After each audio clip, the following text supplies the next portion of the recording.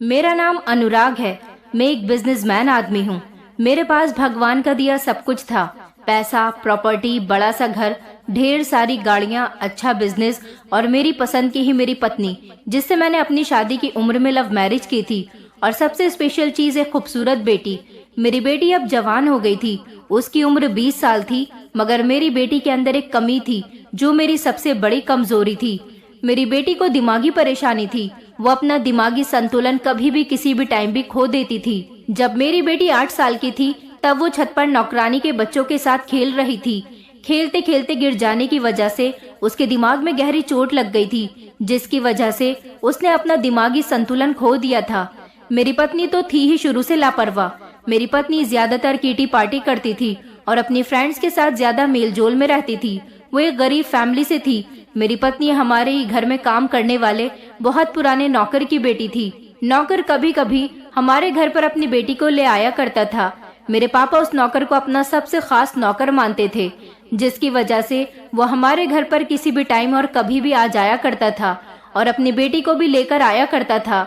जब उसकी बेटी जवान हुई और मैं भी जवान हुआ, तो मैं मन ही मन उसे पसंद करने लगा। मेरा दिल उस पर आ गया था, जबकि हम लोग खानदानी अमीर लोग थे, इसलिए मेरा मेल उस लड़की के साथ कहीं से कहीं तक नहीं बनता था। लेकिन क्या कर सकते हैं, जब किसी पर दिल आ जाता है तो इंसान चाहता है कि जिसको हम पसंद करते हैं वो किसी भी हाल में हमें मिल जाए। मैंने जिद बांध ली थी कि मैं इस लड़की से ही शादी करूंगा। वो एक गरीब बाप की बेटी थी और उसका पिता हमारे घर में नौकरी किया करता था। हमारे ही दिए गए पैसों से उसके घर का गुजारा जैसे तैसे हो रहा था। नौकर के लिए इससे अच्छी बात और क्या हो सकती थी कि उसकी बेटी उसके मालिक के बेटे की पत्नी बनती। मैं अपने माता पिता का इकलौता बेटा था। मेरी मम्मी बचपन में ही हार्ट अटैक आ जाने की वजह से इस दुनिया से चल बसी थी। मेरे पापा मेरी अभी शादी नहीं करना चाहते थे, क्योंकि उनका कहना था कि उनका बेटा भी अपने पापा की तरह एक बड़ा बिजनेसमैन बने। जबकि उस समय मैं अपनी पढ़ाई पूरी कर रहा था और इसी उम्र में मुझे नौकर की बेटी रचना से प्यार हो गया था। मम्मी इस दुनिया से जा चुकी थी। घर में वैसे तो काफी सारी नौकरानियां थी, मगर फिर भी घर को किसी बहू की जरूरत थी। लोग मेरे पापा से कहा करते थे कि आपका बेटा तो जवान है, आप उसकी शादी कर दो, पढ़ाई पूरी होने के बाद उसको संभालना तो आपका बिजनेस ही है, तो फिर अपने बेटे की शादी करने में देर किस बात की। मेरे पापा के दिमाग में ये बात बैठ गई थी और उन्होंने मेरे लिए लड़कियां तलाश करनी शुरू कर दी थी, मगर मैं किसी और लड़की से शादी नहीं करना चाहता था। मेरे दिल में तो रचना अपनी जगह बना चुकी थी। मैंने अपने पापा से साफ साफ कह दिया था कि मैं शामू अंकल की बेटी रचना को पसंद करता हूँ। मैं जानता था कि ये बात मेरे पापा को बहुत बुरी लगेगी, क्योंकि रचना की फैमिली मेरी फैमिली के स्टेटस की नहीं थी, लेकिन मैं अपने पापा का इकलौता बेटा था और वो मुझसे बहुत ज्यादा प्यार करते थे। इसलिए मेरी जिद के आगे हार गए थे और रचना को अपने घर की बहू बनाने के लिए तैयार हो गए थे। मेरे पापा को बस इतनी ही फिक्र थी कि लोग क्या कहेंगे, मगर फिर मैंने पापा को समझाया था कि अगर मेरी शादी हमारे ही स्टेटस की किसी लड़की से हो जाती है तो लोग तब भी बातें बनाएंगे। लोगों को तो बातें बनाने के लिए बहाना चाहिए। आपके लिए अगर आपके बेटे की खुशी इम्पोर्टेंस रखती है तो आप मेरी बात मान लीजिए। मेरे पापा लोगों की बातों को इग्नोर करके मेरी बात मान गए थे और उन्होंने मेरी शादी रचना के साथ करवा दी थी। रचना को पाने के बाद मुझे ऐसा लगा था जैसे मेरे हिस्से में दुनिया की सबसे खूबसूरत और अच्छी लड़की आ गई है, मगर मैं नहीं जानता था कि रचना शादी के बाद पूरी तरह से बदल जाएगी। वो छोटे से घर में रहने वाली लड़की, जिसको पेट भर के खाना भी नसीब नहीं होता था और कपड़े भी फटे पुराने पहना करती थी, मेरे घर में आने के बाद उसने मुझे पूरी तरह से अपने काबू में कर लिया था। मेरे पापा को लगता था कि रचना एक गरीब बाप की बेटी है, वो हमारे इस घर की गृहस्थी को अच्छी तरह से संभाल लेगी। रचना ज्यादा पढ़ी लिखी नहीं थी, शायद 5वीं या 6ठी कक्षा तक ही उसने पढ़ाई पूरी की होगी, लेकिन हमारे घर आने के बाद वो इतनी मॉडर्न हो गई थी कि कोई उसे देखकर कह ही नहीं सकता था कि वो किसी गरीब बाप की बेटी है। उसने मुझे अपने प्यार भरी बातों में लेकर अपने पिता को भी अमीर बना दिया था और ऐसी ऐसी लड़कियों से दोस्ती की थी जो बहुत ज्यादा अमीर थी। मेरी पत्नी अपना सारा समय अपनी फ्रेंड्स को दिया करती थी, जबकि मैं अपने बिजनेस में बिजी हो गया था। शादी के 2 साल बाद जब मेरी पढ़ाई पूरी हो गई तो मैंने जल्दी ही अपने बिजनेस को संभाल लिया था। पापा को मुझ पर गर्व महसूस होता था कि मैंने उनके बिजनेस को और ज्यादा आगे बढ़ा दिया है। मेरे पापा को मुझसे तो बहुत उम्मीद थी और मैंने अपने पापा की उम्मीद को पूरा भी कर दिखाया था, लेकिन रचना मेरी उम्मीद पर पूरी नहीं उतरती थी। रचना हमेशा अपनी मनमानी करती थी। हमारे घर में दौलत मिल जाने के बाद वो बहुत ज्यादा बिगड़ गई थी। शुरू शुरू में वो मुझे अपनी प्यार भरी बातों में लेती रही और मुझसे अपनी हर बात को आसानी से मनवाती रही। मैं उसकी हर बात को खुशी खुशी बर्दाश्त कर लिया करता था, क्योंकि वो मेरी पत्नी थी और मैं उसे बहुत पसंद करता था। मनपसंद औरत अगर आपसे कोई डिमांड करती है तो आप खुशी खुशी उसे पूरा कर देते हो।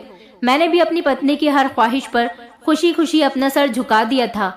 लेकिन जब शादी के 2.5 साल बाद पता चला कि मेरी पत्नी को कोई गुड न्यूज है और वो मेरे बच्चे की माँ बनने वाली है, तो मैंने उस पर और ढील छोड़ना शुरू कर दिया था, क्योंकि मेरी मोहब्बत उससे पहले से कई गुना ज्यादा बढ़ गई थी। कभी कभी जो मैं उस पर थोड़ी बहुत रोक टोक कर दिया करता था, अब मैंने वो भी पूरी तरह से बंद कर दी थी। मगर मैं अपनी पत्नी को प्रेगनेंसी में घर में रहने की एडवाइस दिया करता था। इस दौरान मेरे पापा भी इस दुनिया को छोड़कर चले गए थे और घर, कारोबार, हर चीज की जिम्मेदारी मेरे ही कंधों पर आ गई थी और मेरी पत्नी के 9 महीने भी जैसे तैसे पूरे हो गए थे। मेरे बार बार रोकने पर मेरी पत्नी ने प्रेगनेंसी में अपना ध्यान रखना तो शुरू कर दिया था, मगर जब उसकी डिलीवरी हो गई और उसने मेरी बेटी को जन्म दिया, उसके कुछ दिनों के बाद उसने फिर से अपनी वही लाइफ एंजॉय करना शुरू कर दी थी जो वो पहले किया करती थी। हमेशा अपनी फ्रेंड्स को ज्यादा से ज्यादा टाइम देना, घर में ना रुकना, घर की किसी बात पर देखभाल ना करना और यहाँ तक कि अपनी बेटी पर भी वो ध्यान नहीं दिया करती थी। मेरी बेटी मुझे बहुत ज्यादा प्यारी थी, क्योंकि वो मेरा अपना खून थी, इसलिए मेरे दिल में उसके लिए मोहब्बत मेरी पत्नी से भी ज्यादा थी। मेरी बेटी 2 महीने की हुई थी जब मेरी पत्नी ने अपनी फ्रेंड्स के साथ घूमना फिरना दोबारा से शुरू कर दिया था। मैं हर बात बर्दाश्त कर सकता था, मगर अपनी पत्नी का अपनी बेटी को इग्नोर करना बर्दाश्त नहीं कर सकता था। उन दिनों मेरे ऊपर काम का प्रेशर ज्यादा आ गया था और मुझे 5 दिन के लिए बिजनेस के सिलसिले में अमेरिका जाना था, इसलिए मैं अपनी टीम के साथ अमेरिका चला गया था। मगर अपनी पत्नी को समझा कर गया था कि वो मेरी बेटी पर ध्यान दिया करे। मैंने अपनी पत्नी से कहा था कि मैं तुमसे ये नहीं कहता कि तुम घर में रहा करो या फिर मैं तुम पर किसी तरह की कोई रोक टोक नहीं कर रहा। मेरा कहना सिर्फ इतना है कि तुम जहाँ पर भी जाओ अपनी बेटी को अपने साथ लेकर जाओ और उसका ध्यान रखो। मेरी पत्नी मेरे सामने इस तरह से रिएक्ट करती थी जैसे वो मेरे पीछे मेरी बेटी का बहुत ज्यादा ध्यान रखती होगी, मगर मैं जानता था कि वो लापरवाह है, क्योंकि जब से उसे मेरे घर में आने के बाद दौलत और दुनिया का ऐशो आराम मिला था, वो बहुत ज्यादा बिगड़ गई थी और उसके पैर जमीन पर नहीं थे। लेकिन पहले की बात और थी, अब की बात और है। अब हमारी जिंदगी में हम दोनों के अलावा हमारी एक नन्ही सी जान भी आ गई थी, जिसका ख्याल रखना उसका फर्ज बनता था। मैं 5 दिन के लिए अमेरिका क्या चला गया था, मुझे मेरे घर के नौकर ने खबर दी कि मेरी पत्नी ने मेरी बेटी को संभालने के लिए एक नौकरानी रख ली है और नौकरानी को घर में ही रहने की परमिशन भी दे दी है। नौकरानी पूरे परिवार के साथ हमारे घर में आकर रह रही थी। मैंने सोचा था कि मैं जब घर जाऊंगा तो अपनी पत्नी से सवाल करूंगा कि बच्चों को नौकरों की नहीं बल्कि माता पिता के ध्यान और प्यार की जरूरत होती है। मैं जब घर वापस आया तो ये देखकर हैरान रह गया था कि मेरी बेटी का ध्यान नौकरानी की छोटी छोटी बच्चियां रख रही थी। मुझे अपनी पत्नी पर बहुत गुस्सा आया था। मेरे लाख समझाने के बावजूद भी मेरी पत्नी ने मेरी बात को एक कान से सुनकर दूसरे कान से निकाल दिया था। मैं अपनी पत्नी को सुधारने के लिए कुछ भी नहीं कर सकता था। आखिर मैं क्या क्या करता? घर में रहता तो अपनी बेटी के साथ खेलता था और बाहर रहता तो मुझे हमेशा काम की फिक्र रहती थी।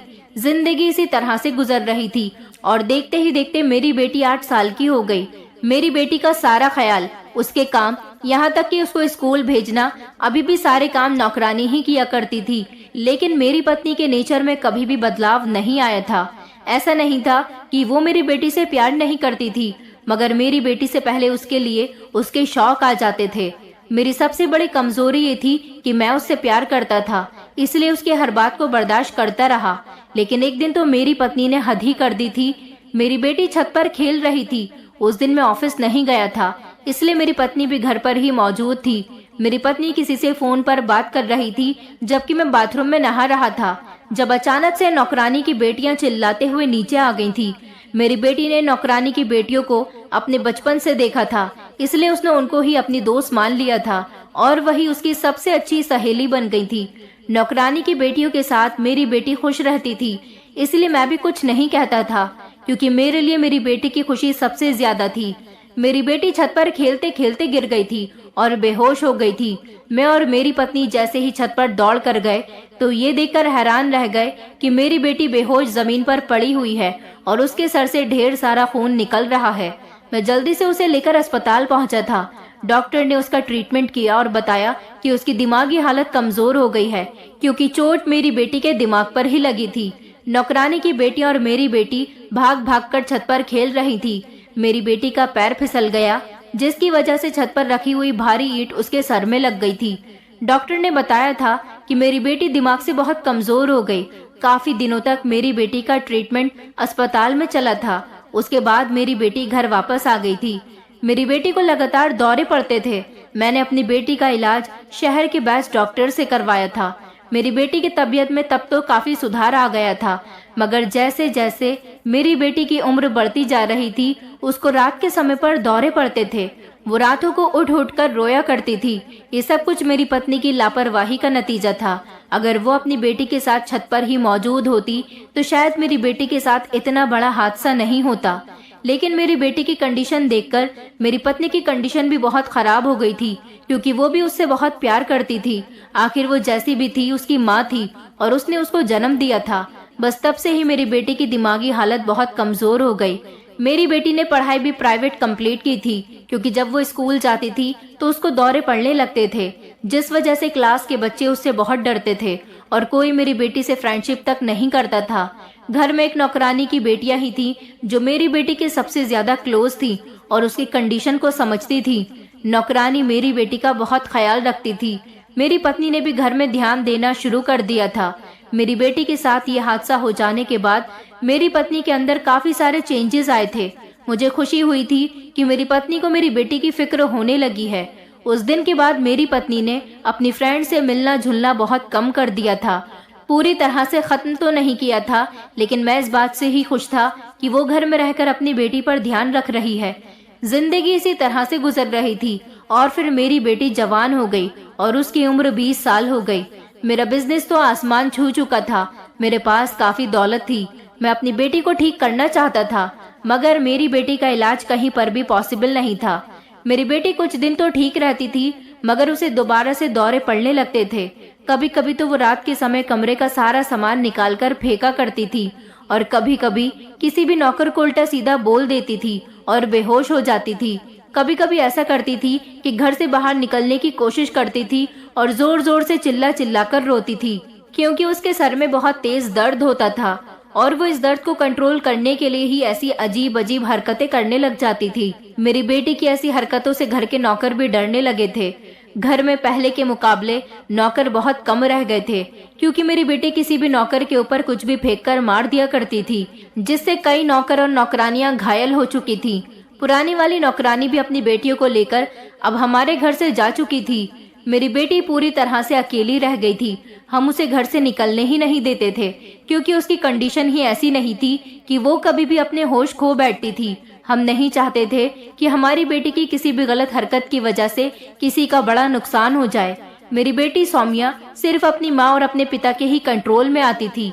मेरी पत्नी इस बात से बहुत शर्मिंदा होती थी कि उसकी लापरवाही की वजह से उसकी बेटी की ये कंडीशन हुई है। अगर वो अपनी बेटी का बचपन उसके साथ सही से गुजारती तो शायद मेरी बेटी की हालत ऐसी कभी नहीं होती। हमेशा बच्चे माता पिता की लापरवाही की वजह से ही अपनी जिंदगी की मुश्किलों में फंस जाते हैं। फिलहाल जैसा भी था, जिंदगी गुजर रही थी। मेरी बेटी पूरी तरह से ठीक नहीं हो पा रही थी। अपनी बेटी पर इतना पैसा खर्च करने के बाद भी मुझे हमेशा निराशा ही मिली थी। मेरी बेटी जवान थी और उसके साथ साथ वो बहुत खूबसूरत थी। देखते ही देखते मेरी बेटी की उम्र 25 साल हो गई थी। मेरी बेटी के साथ की जितनी भी लड़कियां थी उन सब की शादी हो गई थी। मैं अभी अपनी बेटी की शादी नहीं कर सकता था, क्योंकि मेरी बेटी की दिमागी हालत अभी भी पूरी तरह से ठीक नहीं हुई थी।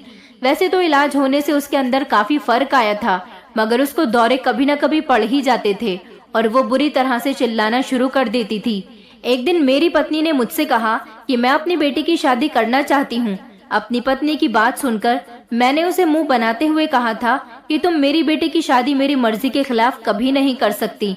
मेरी पत्नी कहने लगी, मैं जानती हूँ कि आपके फैसले के बिना कभी इस घर में कुछ नहीं हुआ। वो मुझे प्यार से समझाने की कोशिश करने लगी और कहने लगी कि हमें अपनी बेटी की शादी कर देनी चाहिए। मैंने अपनी पत्नी को डांटते हुए कहा था कि तुम ये किस तरह की फिजूल की बातें लेकर बैठ गई हो। तुम ये बात अच्छी तरह से जानती हो कि सौम्या की दिमागी हालत ठीक नहीं है और भला उससे शादी कौन करेगा। तुम्हारे दिमाग में उसके लिए शादी का ख्याल कैसे आ गया। मेरी पत्नी कहने लगी कि मेरे साथ की सहेलियां मेरी मजाक उड़ाती हैं कि तुम्हारी बेटी 25 साल की हो गई और तुम उसकी शादी नहीं कर रही। मेरी सहेलियों की बेटियों की भी शादी हो चुकी है। वो लोग बात बात पर मेरी बेटी का मजाक बनाती हैं और कहती हैं कि तुम लापरवाह हो जो अपनी बेटी को अभी तक अपने घर में बिठाए हुए हो। आखिर तुम्हारे पास किस बात की कमी है जो तुम अपनी बेटी की शादी नहीं करना चाहती। मेरी पत्नी कहने लगी कि मैं अपनी सहेलियों की उल्टी सीधी बातों से तंग आ गई हूँ, इसीलिए मैं चाहती हूँ कि मेरी बेटी की शादी हो जाए। मैंने अपनी पत्नी से कहा, ओह, तो इसीलिए तुम्हें अपनी बेटी की शादी की फिक्र हुई है। मैं कहने लगा, मैं अपनी बेटी की शादी करने के बाद उसे और ज्यादा मुश्किल में नहीं डाल सकता। ये बात सही है कि हमारी बेटी की शादी की उम्र हो गई है। कौन सा ऐसा पिता होगा जो अपनी बेटी की शादी नहीं करना चाहेगा, लेकिन मेरी बेटी दिमागी तौर पर बीमार है। मैं उसकी शादी करके उसके ससुराल वालों से उसकी मजाक नहीं बनवाना चाहता। तुम जानती हो कि लगभग सभी लोगों को हमारी बेटी की कंडीशन के बारे में पता है, तो कौन उसे रिश्ता देगा। वो भले ही खूबसूरत है, मगर खूबसूरत होने के साथ साथ हर लड़का एक समझदार और सुलझी हुई लड़की से शादी करना चाहता है, जबकि हमारी बेटी को तो पागलपन के दौरे पड़ते हैं। मेरी पत्नी कहने लगी कि क्यों न हम अपनी बेटी की शादी किसी ऐसे इंसान से करें जो घर जमाई बनकर हमारे ही साथ रहे। इस तरह हमारी बेटी शादीशुदा भी हो जाएगी और हमारी आंखों के सामने भी रहेगी। मैंने अपनी पत्नी से कहा कि तुम ठीक कह रही हो, लेकिन हमारी बेटी से शादी करेगा कौन। कोई ऐसा लड़का भी तो होना चाहिए जो मेरी बेटी से शादी कर ले। तो मेरी पत्नी कहने लगी कि उसकी आप फिक्र मत करो, मैं अपनी बेटी के लिए लड़का खुद तलाश कर लूंगी। मैंने अपनी पत्नी से कहा कि मैं अपनी बेटी का हाथ किसी ऐसे राह चलते इंसान को नहीं दूंगा, सोच समझकर ही फैसला करूंगा। मेरी पत्नी कहने लगी कि मैं सबसे पहले लड़के को आपसे ही मिलवाऊंगी, आप इस बात से बेफिक्र रहो। अपनी पत्नी की बात सुनकर मैं खामोश हो गया था, क्योंकि मेरी पत्नी बिल्कुल ठीक कह रही थी। मेरी बेटी की उम्र शादी की हो गई थी। मुझे भी अपने दोस्तों के सामने और कुछ रिश्तेदारों के सामने शर्मिंदगी का सामना करना पड़ता था। लोग मुझसे भी कहते थे कि तुम्हारी बेटी ठीक हो गई है, अब तुम्हें उसकी शादी कर देनी चाहिए। लेकिन ये बात कोई नहीं जानता था कि मेरी बेटी को कभी कभी रात के समय पर दौरे पड़ जाते थे। मेरी बेटी का ख्याल रखने के लिए मैंने घर में ही एक नर्स को भी लगाया हुआ था, लेकिन एक दिन गुस्से में आकर मेरी बेटी ने नर्स के साथ भी बहुत बदतमीजी की थी, जिसकी वजह से नर्स डरकर हमारे घर से चली गई थी। मुझे हमेशा अपनी बेटी की फिक्र सताने लगी थी कि अगर ऐसा ही चलता रहा तो फिर मेरी बेटी का आने वाला फ्यूचर कैसा होगा। मेरी पत्नी कुछ दिनों बाद ही एक लड़के को मेरे पास लेकर आई थी। वो लड़का हमारे गेस्ट रूम में बैठा हुआ मेरा इंतजार कर रहा था। मेरी पत्नी मुझसे कहने लगी, मैं सौम्या के लिए एक रिश्ता लेकर आई हूँ और लड़का गेस्ट रूम में बैठकर आपका इंतजार कर रहा है, आप एक बार लड़के से मिल लो। लड़का बहुत शरीफ, संस्कारी और सिंपल है। मुझे यकीन है कि हमारी बेटी इसके साथ बहुत खुश रहेगी, और तो और ये हमारी बेटी से शादी करने के लिए तैयार है। मैंने इसको अपनी बेटी के बारे में सब कुछ बता दिया है और ये हमारा घर जमाई बनने के लिए भी तैयार है। मैं उस लड़की से जब मिला तो काफी इम्प्रेस हुआ था, क्योंकि उसने मुझसे कहा था कि अंकल, मैं आपकी बेटी से शादी पैसों की वजह से नहीं करना चाहता, बल्कि मैं किसी मासूम लड़की से शादी करना चाहता हूँ, क्योंकि आजकल के जमाने में बहुत तेज लड़कियां हैं। मासूम लड़कियों का तो जैसे नामो निशान ही खत्म हो गया है। उस लड़की से मैंने कई सवाल जवाब किए थे, जिस पर उसने ठीक ठाक जवाब दिया था। मेरी पत्नी ने इस लड़के के बारे में बताया था कि ये लड़का उसकी एक दोस्त के ऑफिस में काम करता है। ये बहुत मेहनत से अपना काम करता है, गरीब है, लेकिन ईमानदारी से पैसा कमाता है और सच्चाई के रास्ते पर चलने वाला है। ये लड़का जरूर हमारी बेटी को खुश रखेगा। वैसे तो ये लड़का देखने में बहुत स्मार्ट था, पढ़ा लिखा था, हाई एजुकेटेड था, मगर इसके परिवार में इसके आगे पीछे कोई भी नहीं था। एक छोटा सा घर था जहाँ पर ये लड़का अकेला रहता था। मेरी पत्नी ने कहा कि हमारी बेटी को कोई रिश्ता देने के लिए तैयार नहीं है। ये लड़का सीधा साधा है, इसलिए हमारी बेटी के साथ खामोशी से जिंदगी गुजार लेगा। मैंने कहा, लेकिन ये लड़का मामूली सी नौकरी करता है। मैं अपनी बेटी की शादी किसी अपने ही जैसे बिजनेसमैन इंसान से करना चाहता था। मेरी पत्नी कहने लगी, लोग हमारी बेटी को पागल समझते हैं आखिर कौन से ऐसे बिजनेसमैन का बेटा होगा जिसका रिश्ता हमारी बेटी के लिए आएगा। ये लड़का हमारी बेटी के बारे में सब कुछ जानते हुए भी उसे एक्सेप्ट करने के लिए तैयार है और हमारे घर पर भी रहने के लिए तैयार है। बस बदले में इसे नौकरी चाहिए। ये अपना पैसा कमाकर हमारी बेटी को अपनी मेहनत से कमाए गए पैसों की रोटी खिलाना चाहता है। और फिर वो गरीब है तो क्या हुआ, हमारी एक ही तो बेटी है। आपका कमाया हुआ सब कुछ हमारी बेटी का ही तो है। हम अपना सब कुछ अपनी बेटी दामाद के नाम कर देंगे। इस तरह ये गरीब लड़का एक बिजनेसमैन बन जाएगा। वैसे भी ये बहुत टैलेंटेड है। इस तरह हमारी बेटी का फ्यूचर आगे तक सिक्योर भी हो जाएगा। भला इससे अच्छा रिश्ता हमें कहाँ मिल सकता है। मेरी पत्नी कह तो बिल्कुल ठीक रही थी। मैंने अपनी पत्नी की बात मान ली थी, सिर्फ यही सोचकर कि जो लड़की पागलपन का शिकार हो उससे तो कोई गरीब इंसान भी शादी के लिए तैयार नहीं होता। ये लड़का फिर भी मेरी बेटी से शादी करने के लिए तैयार था, इसलिए मैंने उसकी शादी अपनी बेटी के साथ करवा दी थी। मेरी बेटी ने भी खुशी खुशी शादी कर ली थी, क्योंकि मेरी बेटी मेरा बहुत कहना मानती थी। भले ही उसे कभी कभी दौरे पड़ जाते थे, मगर जब वो नॉर्मल होती थी तो बहुत समझदारी की बातें करती थी। बस मुझे इस बात का डर था कि कहीं मेरी बेटी का पागलपन देखकर बाकी लोगों की तरह ये लड़का भी इस घर को छोड़कर न चला जाए। बाकी लोगों के जाने से मुझे इतना फर्क नहीं पड़ा था, लेकिन अब ये लड़का मेरी बेटी का पति था। मैं नहीं चाहता था कि ये मेरी बेटी से डरकर भाग जाए। आखिर मेरी बेटी की पूरी जिंदगी का सवाल था। इस लड़के का नाम करण था। मेरी बेटी सौम्या को करण बहुत पसंद आया था। मेरी बेटी की शादी की पहली रात थी। करण अपना सारा सामान लेकर हमारे घर में आ गया था। मेरी बेटी और करण दोनों एक कमरे में मौजूद थे। रात काफी हो चुकी थी, मेरी पत्नी भी सो चुकी थी, मगर मुझे अपनी बेटी की फिक्र इतनी सता रही थी कि मुझे नींद ही नहीं आई। इसलिए मैं सौम्या के कमरे के बाहर टहलने लगा। मैंने सोच लिया था कि अगर मेरी बेटी ने करण पर हमला करने की कोशिश की तो मैं करण को फौरन ही बचा लूंगा। मैं काफी देर तक सौम्या के कमरे के बाहर टहलता रहा था, लेकिन कमरे के अंदर से एक अजीब सी खामोशी का एहसास हो रहा था। मुझे टहलते टहलते सुबह के 6 बज गए थे, लेकिन मेरी बेटी के कमरे से कोई भी अजीब तरह की आवाज नहीं आई थी। मुझे खुशी हुई थी कि मेरी बेटी को आज दौरा नहीं पड़ा। मेरे दामाद ने उसे जरूर संभाल लिया होगा।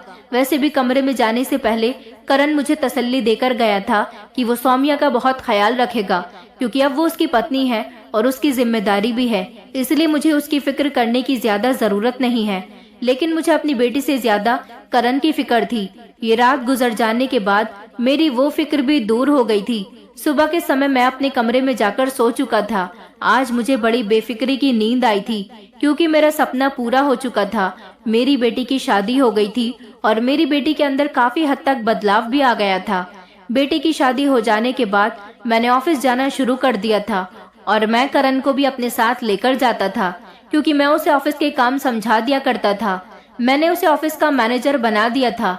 सब लोग मेरे दामाद की बहुत तारीफ कर रहे थे, क्योंकि वो था ही इतना अच्छा। सोमिया भी उसकी बहुत तारीफ करती थी, क्योंकि वो सोमिया की हर ख्वाहिश को पूरी करता था। हमारे घर में तो जैसे एक अजीब सी रौनक सी आ गई थी।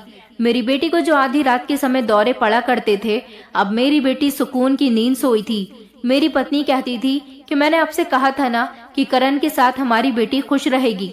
कई दिन इसी तरह से गुजर गए थे। मेरा आधे से ज्यादा काम भी करण ने संभाल लिया था। करण तो सुबह ही ऑफिस के लिए निकल जाता था, लेकिन उम्र के साथ साथ मेरे अंदर अब थोड़ा बुढ़ापा भी आने लगा था। करण मुझे घर पर आराम करने के लिए कहता था, इसलिए मैं ऑफिस देर से जाया करता था, या कभी कभी तो जाता ही नहीं था। इस दौरान मैंने नोटिस किया था कि सौम्या बहुत थकी थकी सी रहती थी। कभी कभी तो सर में बहुत तेज दर्द बताती थी, तो कभी कभी उसे उल्टी भी आ जाती थी। मैं अपनी पत्नी से इस बारे में पूछता तो मेरी पत्नी कहती कि शादी होने के बाद लड़की के अंदर ऐसे चेंजेस आ ही जाते हैं, इसमें परेशान होने वाली बात नहीं है। सौम्या की शादी को 1 महीना गुजर गया था। वो दोनों एक दूसरे के साथ बहुत खुश थे। करण मेरा दामाद नहीं बल्कि मेरा बेटा बन गया था। मैंने उसे अपने घर की हर एक बात के बारे में बता दिया था और कहा था कि अब सारी जिम्मेदारी तुम्हें ही संभालनी है। यहाँ तक कि मैंने उस पर भरोसा करके उसे अपने घर की पर्सनल लॉकर की चाबी भी दे दी थी और उसे घर की हर एक चीज के बारे में अच्छी तरह से पता था। एक रात मैं अपने लैपटॉप पर काम कर रहा था। मुझे काम करते हुए रात के 3 बज गए थे। मेरी पत्नी और घर के सारे लोग सो रहे थे। मैंने पानी के जग की तरफ देखा तो पानी खत्म हो चुका था और मुझे पानी पीना था, इसलिए मैं पानी लेने के लिए किचन की तरफ जा रहा था। किचन से पहले ही मेरी बेटी का कमरा पड़ता था। अचानक मुझे सौम्या के कमरे से कांच की कोई चीज गिरने की आवाज आई थी। मैं घबरा गया था। मैं अपनी बेटी के कमरे के दरवाजे के बाहर ही खड़ा हुआ था। तभी अचानक मुझे दरवाजा खुलने की आवाज आई तो मैं एकदम दूसरी तरफ को छिप गया था। मैं नहीं चाहता था कि मेरे बेटी दामाद मुझे रात के इस समय अपने कमरे के बाहर देखें तो मेरे बारे में कुछ गलत सोचें, इसलिए मैं खामोशी से छिप गया था। मैंने देखा कि कांच के गिलास के टुकड़े मेरा दामाद उठाकर डस्टबिन में डालने जा रहा था। जब मेरा दामाद कमरे के अंदर चला गया तब मैंने किचन से पानी लिया और मैं अपने कमरे में आ गया था और उसके बाद मैं गहरी नींद में सो गया। मेरी बेटी और पत्नी सुबह को देर से ही उठती थी, जबकि मेरा दामाद सुबह को 10 बजे तक ऑफिस चला जाता था। अब मैं भी सुबह को ही देर से उठ रहा था और फिर हम तीनों एक साथ डाइनिंग टेबल पर बैठकर नाश्ता किया करते थे। मेरी बेटी को मैं देख रहा था कि वो ठीक से नाश्ता नहीं कर रही थी। दोपहर के 12 बज रहे थे, फिर भी सौम्या की आंखों में नींद भरी पड़ी थी। मैंने सौम्या से कहा, क्या हुआ, तुम सारी रात सोई नहीं हो क्या? सौम्या कहने लगी, पापा सोई तो हूँ मगर मुझे बहुत नींद आती है, मेरा दिमाग हमेशा भारी भारी रहता है। मैंने कहा, रात के 3 बजे तो तुम दोनों पति पत्नी जाग रहे थे। मेरी बात पर अचानक से सौम्या चौंक गई और कहने लगी, नहीं पापा, मैं तो गहरी नींद में सो रही थी और करण भी सो रहे थे। मैंने कहा, अच्छा, मुझे तो तुम्हारे कमरे से कांच का गिलास टूटने की आवाज आई थी। मुझे लगा तुम लोग जाग रहे हो। करण बाहर डस्टबिन में कांच के टुकड़े फेंकने के लिए आया था तो मैं छुप गया था कि कहीं उसे इतनी रात को मेरा कमरे से बाहर निकलना अच्छा न लगे। सौम्या कहने लगी, नहीं पापा, हमारे कमरे में कोई कांच का गिलास नहीं टूटा था। अगर टूटता तो जरूर मेरी आंख खुल जाती। मैं अपनी बेटी से कुछ कहने ही वाला था कि मेरी पत्नी कहने लगी, तुम दोनों बाप बेटी ये कैसी बातें लेकर बैठ गए हो, चलो जल्दी जल्दी नाश्ता करो। उसके बाद ये बात मेरे दिमाग से निकल गई थी। 2 दिन गुजरे थे कि मैं रात के 1 बजे के टाइम पर गार्डन में टहल रहा था जब मुझे अचानक गार्डन में एक अंगूठी पड़ी हुई मिली। ये कोई मामूली सी आर्टिफिशियल अंगूठी थी। इस अंगूठी को देखकर मैं चौंक गया था, क्योंकि इस तरह की अंगूठी ना तो मेरी पत्नी पहनती थी और ना ही मेरी बेटी। मेरी बेटी और मेरी पत्नी हमेशा एक्सपेंसिव ज्वेलरी ही पहना करती थी, जबकि ये अंगूठी किसी मामूली सी ज्वेलरी शॉप की लग रही थी। मुझे लगा शायद करण ने मेरी बेटी को ये गिफ्ट की होगी। मेरी बेटी भले ही घर से बाहर नहीं निकलती थी मगर घर के अंदर तो टहल ही लिया करती थी। रात के टाइम पर हम सब लोग एक साथ बैठे हुए बातें कर रहे थे जब अचानक मुझे उस अंगूठी के बारे में याद आया तो मैंने सौम्या को अंगूठी दी और कहा कि तुम्हारी ये अंगूठी गार्डन में पड़ी हुई थी। मेरी बेटी कहने लगी कि पापा, ये अंगूठी मेरी नहीं है। मैंने कहा, तो फिर तुम्हारी मम्मी की होगी। मेरी पत्नी कहने लगी कि नहीं नहीं, ये मामूली सी 400-500 वाली अंगूठी मेरी नहीं है। आप तो जानते ही हो कि हम लोग हमेशा हीरे या फिर सोने की ही अंगूठियां पहनते हैं। ऐसी अंगूठी का भला हमारे यहाँ क्या काम? बड़ी ही अजीब सी बात थी। हमारे घर में कोई नौकरानी भी काम नहीं करती थी, क्योंकि मेरी बेटी के दौरों की वजह से हमारे घर में कोई नौकरानी नहीं रुकती थी। अब तो हमारे घर में सिर्फ गिनती के 2-3 ही नौकर रह गए थे। इन दोनों के अलावा घर में कोई भी मर्द नहीं था।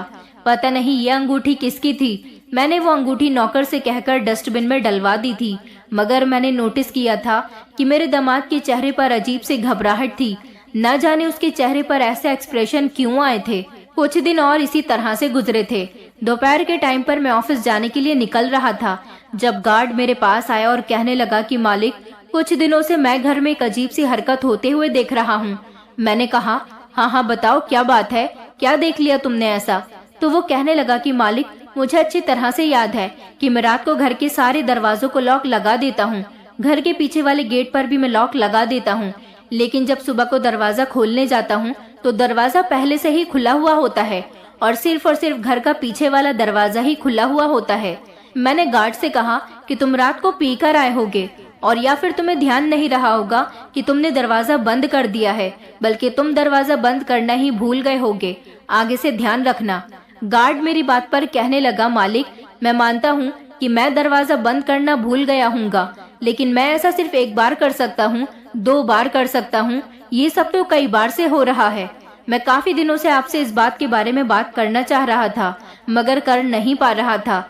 मैंने गार्ड से कहा कि अच्छा चलो इस बारे में बाद में बात करते हैं, अभी मुझे लेट हो रहा है। ये कहकर मैं अपनी गाड़ी में बैठकर आ गया था, मगर ना जाने क्यों मेरा दिमाग गार्ड की बात में उलझा हुआ था। मैंने सोचा था कि मैं आज रात खुद देखूंगा कि आखिर घर के पीछे वाले दरवाजे के अंदर कौन आता है, इसलिए मैं आज रात जाग रहा था और अपने कमरे की खिड़की से बार बार गार्डन की तरफ नजर रख रहा था, क्योंकि पीछे वाला दरवाजा गार्डन की तरफ ही खुलता था। मेरी पत्नी बार बार मुझसे कह रही थी कि आप खिड़की में झांककर क्या कर रहे हो। मैंने अपनी पत्नी से सोने के लिए कह दिया था तो वो करवट लेकर सो गई थी, जबकि मैं अभी भी खिड़की में ही खड़ा हुआ था, जब अचानक मुझे किसी की परछाई नजर आई। मैं इस परछाई पर खटक कर रह गया था।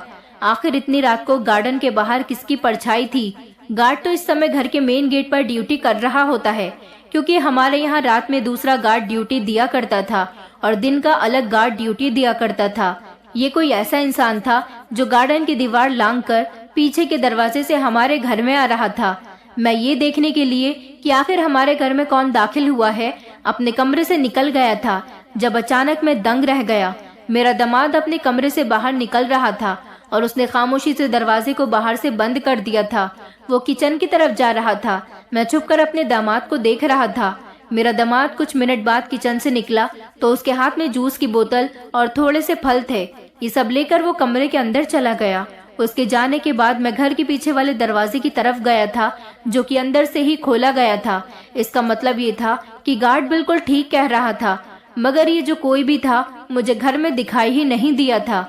मैंने पूरे घर में छानबीन कर ली थी और कॉल करके गार्ड को भी अलर्ट कर दिया था। मेरी समझ नहीं आ रहा था कि आखिर मेरे घर में ये सब क्या हो रहा है। बिना सोए ही मेरी रात गुजर गई थी। अगले दिन हमारे ऑफिस की छुट्टी थी, इसलिए हम सब लोगों ने एक साथ नाश्ता किया था। नाश्ता करने के बाद हम लोग एक दूसरे के साथ बातें कर रहे थे। करण ने सोमिया से कहा था कि वो अपने कुछ दोस्तों से मिलने के लिए जा रहा है। ये कहकर करण घर से निकल गया था। करण को घर से गए हुए कुछ देर ही गुजरी थी, अचानक मेरी बेटी बेहोश हो गई।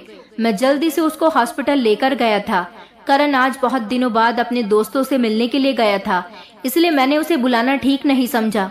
मैंने सोचा था अगर सौम्या की तबीयत ज्यादा सीरियस हुई तब मैं उसे बुला लूंगा, जबकि अब मेरी बेटी को दौरे नहीं पड़ते थे, इसीलिए उसका इलाज भी हमने करना छोड़ दिया था। डॉक्टर ने मुझे एक ऐसी बात बताई जिसने मेरे होश उड़ा दिए थे। डॉक्टर ने बताया कि आपकी बेटी को नींद की दवाई दी जा रही है, जिसकी वजह से आपकी बेटी दिन ब दिन कमजोर होती जा रही है और उसको उल्टी चक्कर, कमजोरी जैसे सिम्टम्स हो रहे हैं। डॉक्टर मुझसे कहने लगे, मिस्टर अनुराग, आपको तो पता है कि आपकी बेटी दिमागी तौर पर कमजोर है, तो फिर आपको पता होना चाहिए कि आपकी बेटी के लिए नींद की दवाई कितनी खतरनाक चीज है। मैंने डॉक्टर से कहा कि मेरी बेटी नींद की दवाई नहीं लेती है और अब तो उसे दौरे भी नहीं पड़ते, वो रात को सारी रात आराम से सोती है। डॉक्टर कहने लगे, आपकी बेटी नींद की दवाई लेकर ही सोती है। मैंने कहा, लेकिन मेरी बेटी के पास नींद की तो कोई दवाई ही नहीं है, आखिर उसे कौन नींद की दवाई दे सकता है। डॉक्टर कहने लगे, ये बात तो आपको चेक करनी चाहिए कि आपकी बेटी को नींद की दवाई कौन दे रहा है, वो खुद ले रही है या फिर कोई उसे जानबूझकर ये दवाई खिला रहा है। डॉक्टर के मुंह से ये बात सुनकर मेरा दिमाग घूमकर रह गया था। मैं एक बहुत बड़ी परेशानी में उलझ गया था। मेरी बेटी को मैं शाम तक डिस्चार्ज करके घर लेकर आया था। मैंने अपनी बेटी से नींद की दवाई के बारे में कोई बात नहीं की थी और न ही अपनी पत्नी को इस बारे में कुछ बताया था। मेरी पत्नी तो बेटी की शादी हो जाने के बाद फिर से बेफिक्र हो गई थी।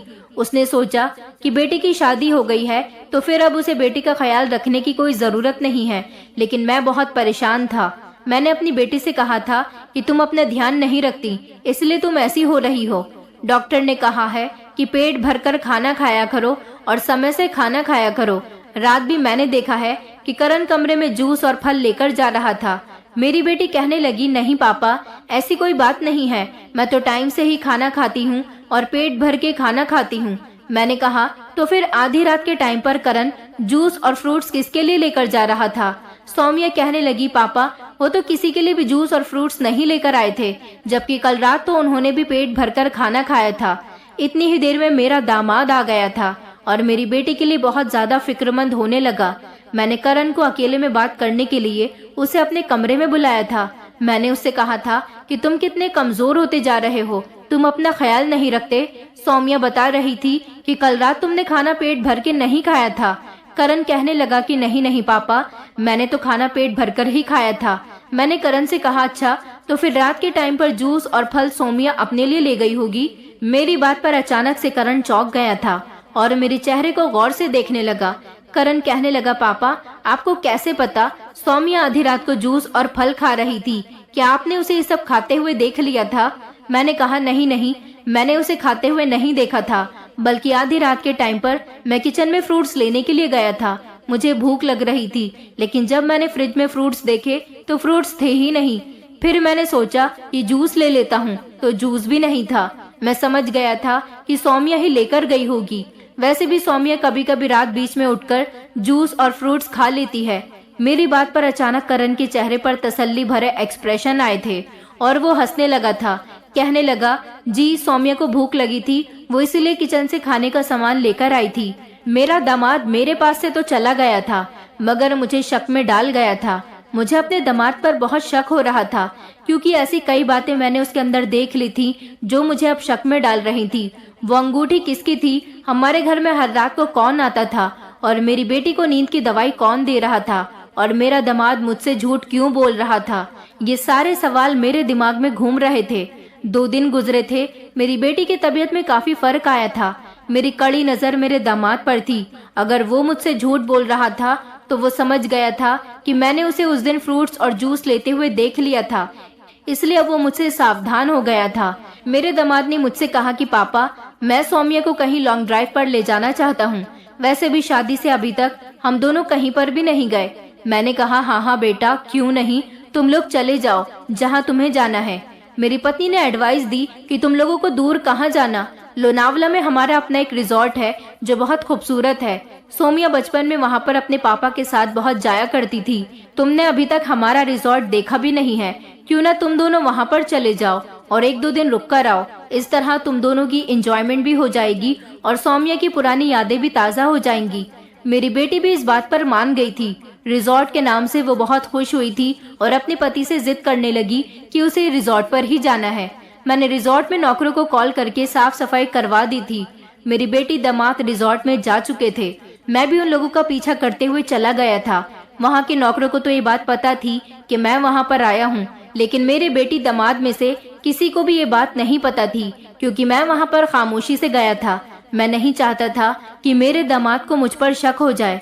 मुझे अपने दामाद पर पूरा शक था और मैं अपनी बेटी को उसके हवाले नहीं छोड़ सकता था। अपनी बेटी की ही भलाई के लिए मैं उन दोनों का पीछा करते हुए रिजॉर्ट पर चला गया था। रात हो चुकी थी। मेरी बेटी और दामाद तो मुझसे पहले रिजॉर्ट जाने के लिए निकले थे और मैं उन लोगों के जाने के काफी समय बाद घर से निकला था, इसलिए मुझे रिजॉर्ट पहुंचते पहुंचते रात हो गई थी। मैं जैसे ही रिजॉर्ट के अंदर पहुंचा तो मुझे अंदर से किसी की बातों की आवाज आ रही थी। जो मर्द बोल रहा था वो तो मेरा दामाद ही था, लेकिन जो लड़की की आवाज थी वो मेरी बेटी की आवाज नहीं थी। मैं उनके कमरे के बाहर खड़ा हुआ बातों की आवाज को सुन रहा था। मैंने जब खिड़की से झांककर कमरे के अंदर देखा तो मेरे पैरों तले से जमीन निकल गई थी। मेरा दामाद किसी दूसरी लड़की की गोद में सर रखकर लेटा हुआ था, जबकि मेरी बेटी बिस्तर पर सोई हुई थी और वो उसके साथ खूब हंस-हंसकर प्यार भरी बातें कर रहा था। मैं ये सब बर्दाश्त नहीं कर सका और मैंने एक झटके से कमरे का दरवाजा खोल दिया था। मेरे शोर करने पर रिजॉर्ट में मौजूद नौकर भी आ गए थे। मैंने कहा, ये तुम क्या कर रहे हो और ये लड़की कौन है? तो मेरा दामाद बहुत घबरा गया था और उसके मुंह से अपनी सफाई के लिए कोई शब्द नहीं निकल रहे थे। उसके होंठ कांप रहे थे। मैंने कहा, तुमने मेरी बेटी को आज भी नींद की दवाई दी है? मेरी बात सुनकर मेरा दामाद घबरा गया और कहने लगा कि कौन सी दवाई, कैसी दवाई? वो जो लड़की थी वो भागने की कोशिश कर रही थी। मैंने नौकरों से कहकर उसे पकड़ने के लिए कहा था। नौकरों ने मेरे दामाद और उस लड़की को पकड़ लिया था। मैं करण के करीब गया और उसके मुंह पर एक जोरदार थप्पड़ मारा। मैंने कहा कि बताओ, तुमने मेरी बेटी के साथ ये क्या किया है और ये लड़की कौन है? तुम इसके साथ प्यार भरी बातें क्यों कर रहे थे? आखिर तुम्हारा इसके साथ क्या रिश्ता है? मेरा दामाद बहुत डर गया था, जबकि वो लड़की भी रो रही थी। करण ने फिर जो कुछ मुझे बताया उसने तो मेरे होश उड़ा दिए थे। करण ने बताया कि वो एक गरीब आदमी है और ये जो लड़की है वो उसकी पत्नी है। वो मेरी पत्नी की सहेली के यहाँ काम किया करता था, उसके पति के ऑफिस में, और एक छोटी सी मामूली सी जॉब कर रहा था। एक दिन उसका सामना मेरी पत्नी से हुआ जब उसकी सहेली के पति ने करण को नौकरी से निकाल दिया था। वो ये बात अच्छी तरह से जानता था कि मेरी पत्नी भी एक बिजनेसमैन की पत्नी है, इसलिए उसने मेरी पत्नी के आगे हाथ जोड़ लिए और उससे नौकरी की गुजारिश करने लगा। कहने लगा, मालकिन, मुझे अपने पति की कंपनी में जॉब दिलवा दो, आपका बहुत एहसान होगा। मेरी पत्नी को वो लड़का बहुत पसंद आया था, इसलिए उसने उसी समय मेरी बेटी के बारे में बात कर ली और उसे लालच दिया था कि अगर तुमने सौम्या से शादी कर ली तो तुम हमारे घर के दामाद भी बन जाओगे, बल्कि हमारे घर का सब कुछ तुम्हारे नाम कर दिया जाएगा। वो इस लालच में आसानी से आ गया और उसने ये झूठ छुपा लिया कि वो शादीशुदा है। जब करण की शादी सौम्या के साथ हो गई तो उसे लगा था कि अब उसके घरेलू मामलात पूरी तरह से ठीक हो जाएंगे। मेरा बिजनेस तो वो पूरी तरह से संभाल ही चुका था, इसलिए वो अपनी पत्नी को ढेर सारे पैसे दिया करता था। उसके लिए एक अलग से ही घर भी खरीद लिया था और मेरी आंखों में धूल झोंक कर मेरा काफी सारा बैंक बैलेंस भी अपने कब्जे में कर लिया था। करण हमारे घर का घर जमाई था, हर समय हमारी नजरों के सामने रहता था, इसलिए उसको अपनी पत्नी से मिलने की मोहलत नहीं मिल रही थी। यही वजह थी कि वो रात के समय घर के पीछे का दरवाजा खोलकर अपनी पत्नी को घर के अंदर बुला लिया करता था। उसकी पत्नी गार्डन की दीवार कूद कर आती थी और पीछे के दरवाजे से घर के अंदर आ जाती थी। वो अंगूठी भी करण की पहली पत्नी की ही थी और वो उसके लिए ही खाने का सामान लेकर जाता था। मेरी बेटी को जब नींद की दवाई दे देता था तो वो पूरी तरह से बेहोश हो जाती थी। उसके बाद वो अपनी पत्नी को कमरे के अंदर बुलाता और उसके साथ टाइम स्पेंड करता था, मगर उसे ये नहीं पता था कि मैं कई बार उसे देख चुका हूँ। जब उसे मैंने उस दिन खाने वाली बात कही थी तब उसे मुझ पर शक हो गया था, इसलिए उसने बहाना बनाया कि वो मेरी बेटी को कहीं घुमाने लेकर जाना चाहता है। सौम्या को वो कहीं भी लेकर जाता, वहां जाने के बाद उसको बेहोश करके वो अपनी पत्नी से मिलना चाहता था। ये प्लान बनाकर वो वहां से निकला था, मगर रिजॉर्ट की बात से वो और ज्यादा बेफिक्र हो गया था, क्योंकि रिजॉर्ट में आसानी से वो अपनी पत्नी को बुला सकता था। मेरी बेटी को बेहोश करने के बाद आज भी उसने अपनी पत्नी को बुलाया था और उसके साथ वो प्यार भरी बातें कर रहा था। करण की पूरी कहानी सुनकर मैंने उसके मुंह पर एक और जोरदार थप्पड़ मारा था। उसने मेरी बेटी की पूरी जिंदगी बर्बाद कर दी थी, सिर्फ पैसों के लालच में आकर। वो लड़की हाथ जोड़ जोड़ कर मुझसे माफी मांग रही थी कि मैं उन दोनों को छोड़ दूं, मगर करण पर तो धोखाधड़ी का केस बनता था। उसने मेरी बेटी के पागलपन का फायदा उठाकर उसे बेहोश करके उसको धोखा दिया। मैंने करण को पुलिस के हवाले कर दिया था, जबकि उसकी पत्नी को मैं पैसे दे चुका था ताकि आगे की जितनी जिंदगी बची है वो उन पैसों से गुजार सके। मैं अपनी बेटी को घर ले आया था। ये पूरी कहानी मैंने अपनी पत्नी को सुनाई थी तो मेरी पत्नी भी बहुत परेशान हुई थी। ये सब कुछ मेरी पत्नी की ही लापरवाही का नतीजा था, जिसको मैं सारी जिंदगी बर्दाश्त करता आया था। अगर उसने मेरी बेटी का रिश्ता तय कर दिया था तो वो करण के बारे में जान पहचान भी तो निकाल सकती थी। ये सारी गलती मेरी पत्नी की ही नहीं थी, बल्कि मेरी भी थी। मेरी बेटी भले ही पागल थी, लेकिन मुझे किसी भी हाल में उसकी शादी नहीं करनी चाहिए थी। मैं अपनी पत्नी की बातों में आ गया था और कभी मैंने ये समझने की कोशिश ही नहीं की कि आखिर करण को मेरी बेटी से शादी करने का कोई लालच भी हो सकता है। इसलिए आप लोग भी अपने बच्चों के लिए कभी भी जल्दबाजी का फैसला ना करें। अपने बच्चों की शादी देखभाल कर करें, खासकर ऐसी बेटियों की शादी जो बहुत मासूम है। मेरी बेटी की जिंदगी के साथ तो खिलवाड़ हो चुका था। मैं अब अपनी बेटी को विदेश लेकर आ गया हूँ। यहाँ पर मेरी बेटी का ट्रीटमेंट चल रहा है। जब मेरी बेटी को करण के बारे में पता चला तो वो बहुत रोई थी, क्योंकि मेरी बेटी उससे प्यार करने लगी थी। उस लड़के के खूबसूरत चेहरे के पीछे एक फ्रॉड इंसान छुपा हुआ था। कुछ लोग अपने फायदे के लिए मासूम लोगों की जिंदगियों के साथ खिलवाड़ करते हैं, लेकिन मेरा मानना है कि मेरी बेटी के साथ जो हुआ वो हमारी लापरवाही का नतीजा था। मुझे अपनी बेटी की शादी ऐसे इंसान के साथ नहीं करवानी चाहिए थी जिसके बारे में मैं कुछ जानता भी नहीं था। बस मैं और मेरी पत्नी ने ये सोच लिया कि यह हमारी बेटी से शादी कर रहा है, यही हमारे लिए बहुत है। मेरी बेटी भले ही पागल थी, मगर वो है तो इंसान ही ना। मेरी पत्नी को अब बहुत शर्मिंदगी महसूस होती है। एक माँ ही होती है जो अपने बच्चों का ख्याल रखती है। मेरी पत्नी ने कभी मेरी बेटी का ख्याल रखा ही नहीं था।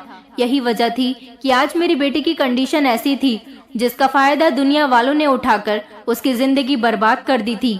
आप लोग मेरी बेटी के लिए प्रार्थना कीजिए कि मेरी बेटी का इलाज जल्द से जल्द पूरा हो जाए और वो ठीक हो जाए, ताकि मैं उसकी शादी दोबारा से किसी अच्छे इंसान के साथ कर सकूं। लेकिन जैसी गलती हमने की है, ऐसी गलती आप लोग कभी ना करें। बेटियां बड़ी प्यारी होती हैं, उनके लिए हमेशा सोच समझकर फैसला करें। दोस्तों, उम्मीद करती हूँ आपको हमारी कहानी पसंद आई होगी। कहानी पसंद आई है तो वीडियो को लाइक करें, चैनल पर नए हैं तो चैनल को सब्सक्राइब करें और हाँ, नोटिफिकेशन बेल को जरूर दबाएं ताकि अगली अपडेट सबसे पहले आपको मिले।